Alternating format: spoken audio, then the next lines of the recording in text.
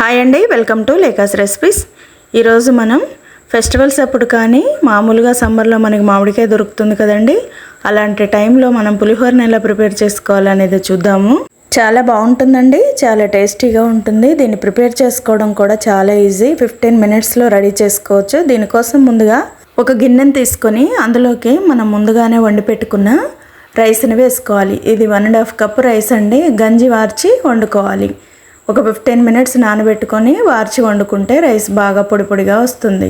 ఇప్పుడు ఇందులోకి 1/2 tea spoon పసుపు, 1.5 teaspoon salt, 1 tablespoon oil వేసేసి రైస్ అంతా కూడా బాగా వేడిగా ఉన్నప్పుడే కలుపుకోవాలి. అలా కలుపుకుంటే మనకి రైస్ అనేది ఆయిల్, పసుపు, ఉప్పు అన్నీ బాగా పడతాయి.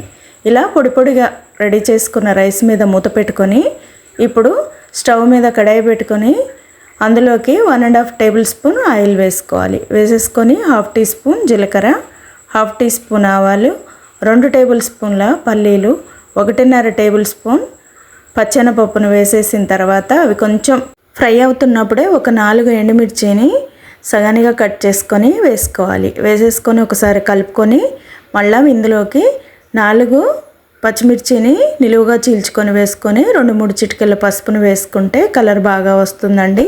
ఇప్పుడు ఇవన్నీ వేసేసి ఫ్లేమ్ని పూర్తిగా సిమ్లోనే పెట్టుకోవాలండి. స్టార్టింగ్ నుంచి కూడా మనం సిమ్లోనే పెట్టుకుంటే మనకి పల్లీలు, పప్పులు బాగా వేగిపోతాయి. ఇప్పుడు ఇలా పప్పులన్నీ వేగిపోయి పచ్చిమిర్చి, ఎండుమిర్చి కూడా మంచిగా ఫ్రై అయిన తర్వాత 2 రెమ్మల కరివేపాకుని వేసుకోవాలి. వేసేసుకున్న తర్వాత ఇప్పుడు ఇందులోకి 1/2 టీ స్పూన్ ఇంగువని వేసుకోవాలి. వేసేసుకొని మళ్ళీ ఒకసారి మంచిగా కలుపుకోవాలి. ఇప్పుడు ఆల్రెడీ పప్పులన్నీ మంచిగా ఫ్రై అయిపోయాయండి. ఇలా ఫ్రై అయిపోయిన తర్వాత ఇప్పుడు 1/2 కప్పు మామిడి తురుముని వేసుకోవాలి. తురిమి వేసుకుంటే మనకి రైస్లో బాగా కలుస్తుందండి, లేకపోతే గ్రైండ్ చేసుకున్నా పర్వాలేదు. ఇలా 1/2 కప్పు వేసేసి మంచిగా ఈ మామిడి తురుమును కూడా ఆయిల్లో మంచిగా ఫ్రై చేసుకోవాలి. ఇలా బాగా ఫ్రై అయిపోయిన తర్వాత ఇప్పుడు పూర్తిగా వేగిపోయింది కదండి.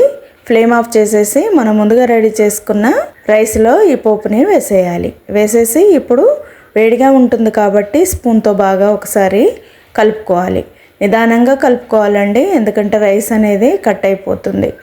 ఇలా సైడ్ నుంచి స్పూన్తో ఒకసారి కలుపుకున్న తర్వాత మళ్ళీ చేత్తో మంచిగా కలుపుకుంటే సింపుల్గా మామిడికాయ పులిహోర అనేది రెడీ అయిపోతుందండి. చాలా బాగుంటుంది. మనం ఫెస్టివల్స్ అప్పుడు సింపుల్గా 15 మినిట్స్లో ఇలా రెడీ చేసుకోవచ్చు. కొత్తగా వంట నేర్చుకునే వాళ్ళు కూడా సింపుల్గా ప్రిపేర్ చేసుకునే ఈ మామిడికాయ పులిహోర మీకు నచ్చిందా? నచ్చితే లైక్ చేయండి. ఫ్రెండ్స్కి, ఫ్యామిలీ మెంబర్స్కి షేర్ చేసి లేకాస్ రెసిపీస్ ఛానల్ని తప్పకుండా సబ్స్క్రైబ్ చేసుకోండి. Thank you.